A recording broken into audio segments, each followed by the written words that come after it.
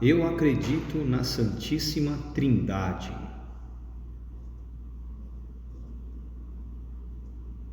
Da onde surgiu a ideia da chamada Santíssima Trindade?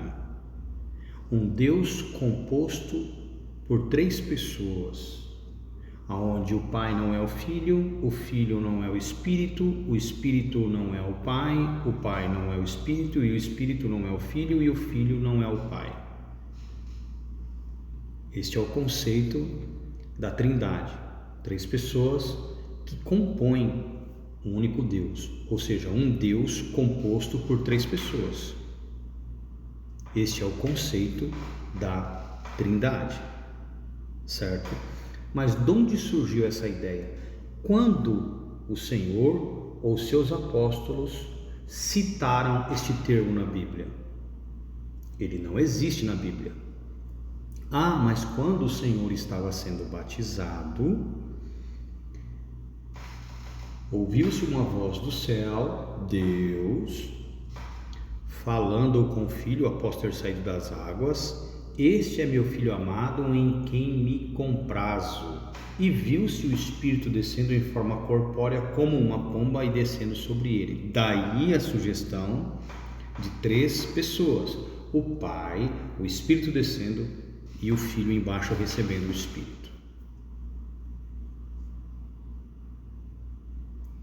Mas em que momento deste texto se interpreta que exista um Deus composto por 3 pessoas? Porque isso é uma interpretação, não é uma sugestão. O texto não sugere isso, o texto sequer ilustra isso, mas devido ao conceito implantado na mente das pessoas, se utilizam deste texto como argumento para de alguma forma tentar dar embasamento à doutrina da Trindade. Pois é, vamos lá. O Espírito Santo é de quem? É de Deus. Então, se o Espírito é de Deus, Deus é o Espírito. Então, o Espírito não é uma pessoa a par de Deus, não é uma pessoa distinta de Deus, não é uma segunda pessoa. O Espírito é o próprio Deus, porque o Espírito é de Deus, assim como o meu Espírito é o Ellison, certo? Não é um segundo eu. O meu Espírito sou eu. Entenderam? Assim como o Espírito de Cristo é Cristo, assim como o Espírito de Paulo é Paulo. Entenderam? Agora, quando se diz que todos temos um mesmo Espírito, tem 2 interpretações. Ou todos temos o Espírito Santo, ou todos temos o mesmo entendimento, a mesma formação, ou ambos temos o Espírito e a mesma formação, o Espírito Santo e o mesmo espírito de entendimento, a mesma formação. Agora, dizer que o Espírito de Deus é um Deus à parte, ou alguém que componha divindade com Deus e com o seu Filho, aí é uma sugestão para que de alguma maneira se aceite a chamada doutrina da Trindade. Agora vejamos o que a palavra diz a este respeito. O próprio Messias diz o seguinte, João 17,3: e a vida eterna é esta, e ele estava orando ao Pai. Agora imagina, alguém que compõe a divindade orando por aquele que encabeça a divindade, a primeira pessoa que compõe essa divindade, trina, né? E a vida eterna é esta, que te conheçam a ti só, por único Deus verdadeiro, e a Yeshua, o Messias, a quem enviaste. O problema está aqui, ó. O termo único, em grego mono, significa que Deus não compõe divindade, Deus não compartilha divindade, e ele não é composto por ninguém além dele. Porque mono já descarta a ideia de trino. Vocês entenderam? Em grego aqui consta mono, o que já descarta a ideia de trino.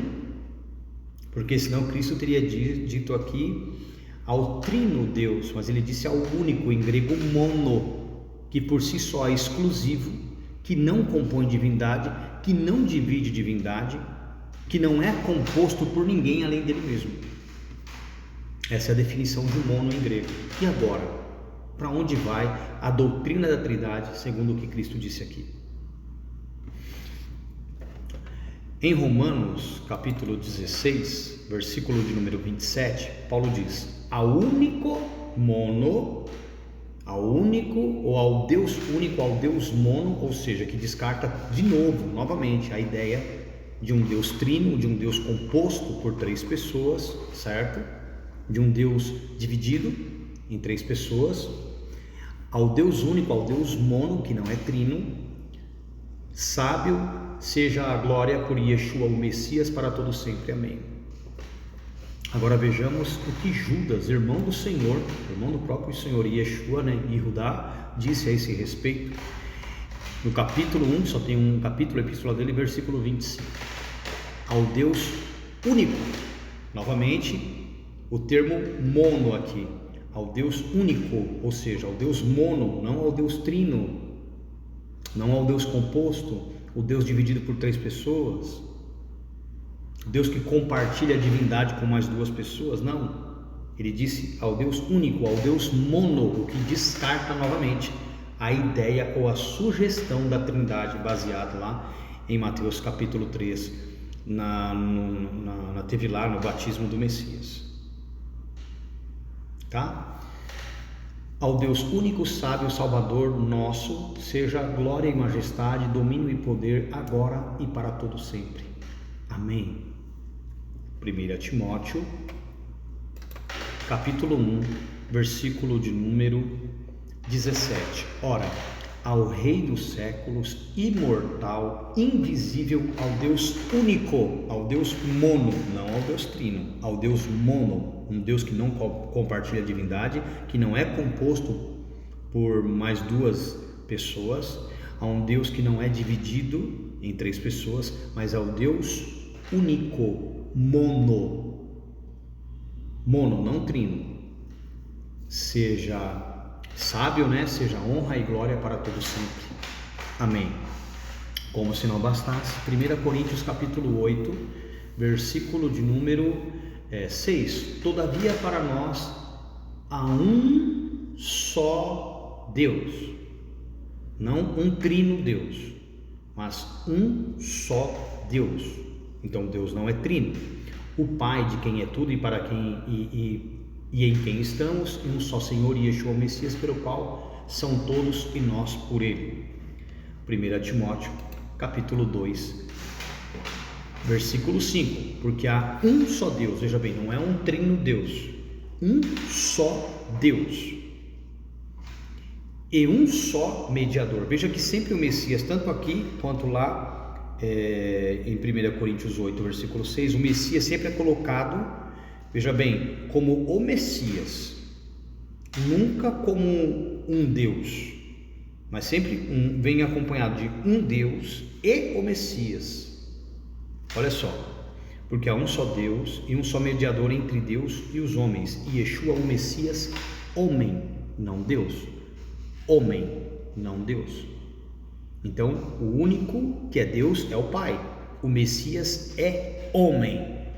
E agora, para onde vai a doutrina ou a sugestão da Trindade? Jogado por terra, ok? Então tomem cuidado com as heresias. Isso surgiu no quarto século, no concílio de Nicéia. É um conceito gnóstico, cujo fundador dessa ideia foi Ário. Então tomem cuidado com as heresias que vocês têm ouvido aí por fora. Parem de crer em sugestões, em ideias, em visões, e passem a acreditar no que está escrito. E Deus vai abrir o vosso entendimento e mudar a vossa vida, levando-os ao mesmo entendimento e à mesma fé do seu Filho, a ter a mesma santidade, a varão perfeito, completo como Ele. Shalom.